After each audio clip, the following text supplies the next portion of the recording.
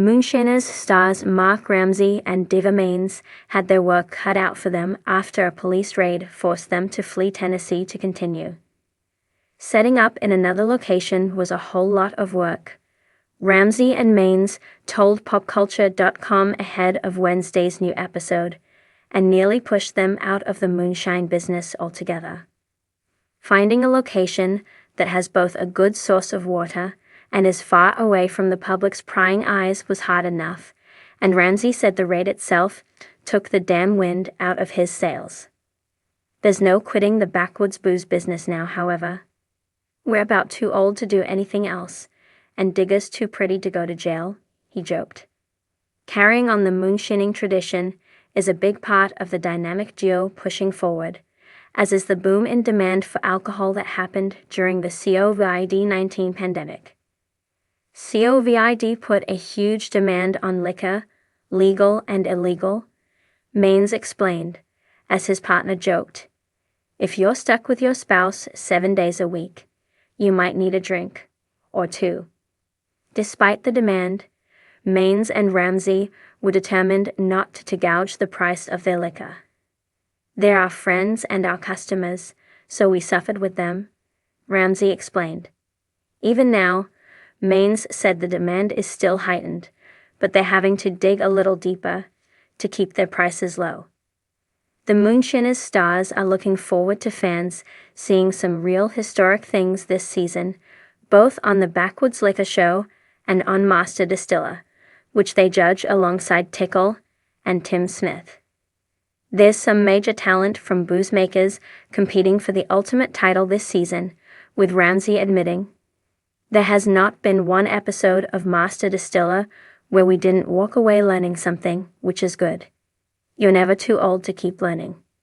Maines chimed in, "You can tell the ones that just want to be on TV. They don't know what they're doing first of all. Those contestants will face the reckoning down the line, but being able to replicate their work and channel a passion for their craft are the most important factors. To make good liquor, you gotta have the passion in your heart for it," he said. "That always shines through."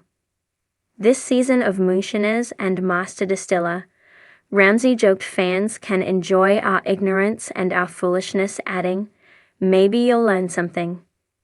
Maines chimed in, "You'll maybe learn what not to do." Moonshiners airs Wednesdays at 8 p.m. ET on Discovery. Moonshiners, Mark Ramsey and Digger Maines talk rebuilding after police raid when the police raided their distillery. Mark Ramsey and Digger Maines knew they had to make a choice, give up or rebuild. In the moonshine world, the answer is almost always clear, never back down. The sun had just dipped below the rolling hills of Virginia, casting long shadows across the old farm where Mark and Digger have operated their illegal distillery for the past decade. Known for their resourcefulness, quick wit, and strong belief in the art of moonshining, these two men were once considered the kings of the mountain moonshine trade. But all that changed after the latest police raid, which left them with shattered equipment, a destroyed stock of hooch, and a sense of both dread and determination. It was like a slap in the face, Mark Ramsey said, his eyes narrowing as he recalled the day of the raid.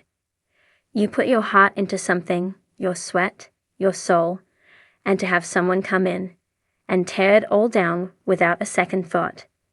It's a tough pill to swallow. Diva Maines, ever the calm and collected partner, nodded in agreement. But what else are we going to do? You don't just quit and walk away from this life. You fight, rebuild, and keep doing what you know best. That's what we're going to do. For these two moonshiners, rebuilding isn't just about replacing equipment or finding new sources of corn and sugar. It's about rebuilding the life they spent years crafting, the community of people who depend on them, the knowledge they've gained, and the tradition they've kept alive despite the many obstacles that have come their way. The raid came as a result of an undercover operation that had been months in the making. The police had been sniffing around for some time, aware of the growing network of Moonshiners operating in the backwoods of Virginia.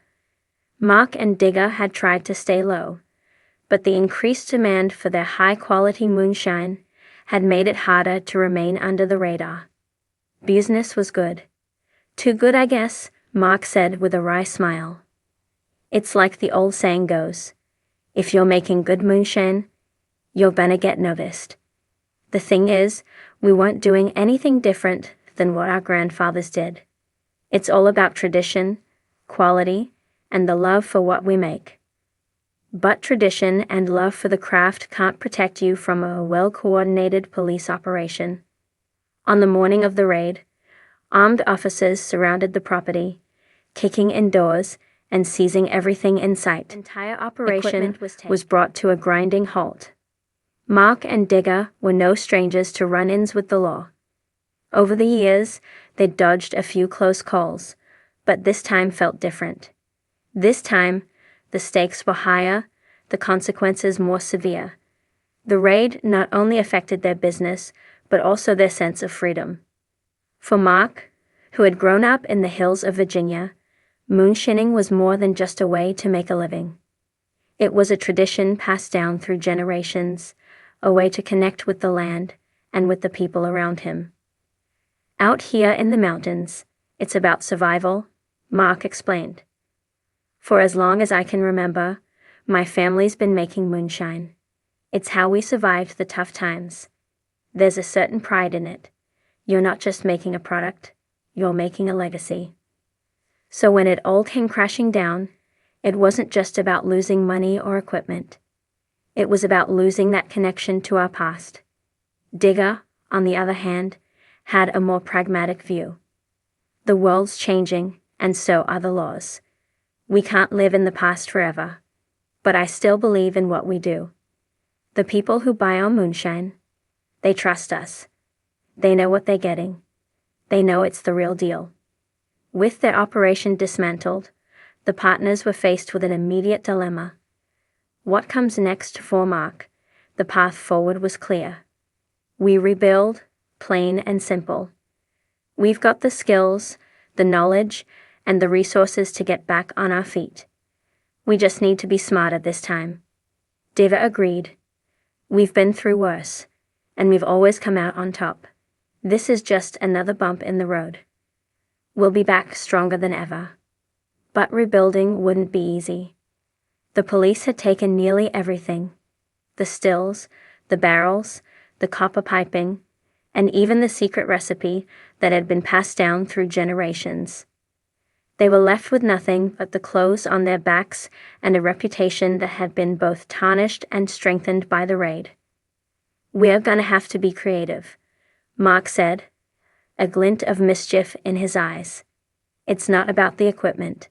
It's about the knowledge we have and the network we've built over the years. We've got the people who'll help us get back on our feet, and we've got the know-how to make some of the best moonshine out there. We'll rebuild from scratch, but we'll do it smarter this time. One of the first things they did was call in some old friends, fellow moonshiners, and craftsmen who had been in the business for decades. These were the kind of people who knew how to make do with whatever they had, people who understood the art of distilling and the old-school techniques that had kept the tradition alive. We're gonna be a little more low-key this time, Digger said. It's not about making a quick buck or growing too fast. We're gonna build this thing back up, slowly but surely, with quality at the forefront. The good stuff speaks for itself. We've just gotta make sure we're doing it right. In the weeks that followed, Mark and Digger began to source new equipment, often relying on old-fashioned methods, using homemade stills and repurposed parts that they could find in nearby towns or on their own land. They even began experimenting with new flavors and techniques, pushing the boundaries of their craft while still honoring the traditions that had made them successful. But it wasn't just about the moonshine. It was about the community that had supported them over the years. After the raid, many of their customers reached out to offer help, sending donations, sharing advice, or even providing leads on new sources of ingredients. For Mark and Digger, that support was invaluable. It's amazing how many people reached out. Mark said, his voice filled with gratitude. We've got folks all over the place who believe in what we're doing. It's not just about buying moonshine from us, it's about supporting a tradition. That kind of loyalty means a lot. As they began to rebuild, Mark and Digger also realized they couldn't do it alone. They needed to be smarter about how they operated. They reached out to a few trusted allies who had experience in navigating the legal complexities of the business. While they knew they couldn't operate openly, they could at least find ways to stay one step ahead of the law. We're not giving up the fight, Digger said. We'll keep making our moonshine, but we'll do it smarter, more efficiently. We'll be more selective about who we work with and where we sell. It's a new world, and we've got to adapt. Mark agreed. But the heart of it all, the tradition, the craft, the pride, those things will never change. We're not just making moonshine. We're making history. Months passed, and slowly but surely, Mark and Digger rebuilt their operation. They worked tirelessly, sometimes late into the night, perfecting their craft and expanding their network. They weren't back to where they had been before the raid, but they were making progress, and that was enough for now.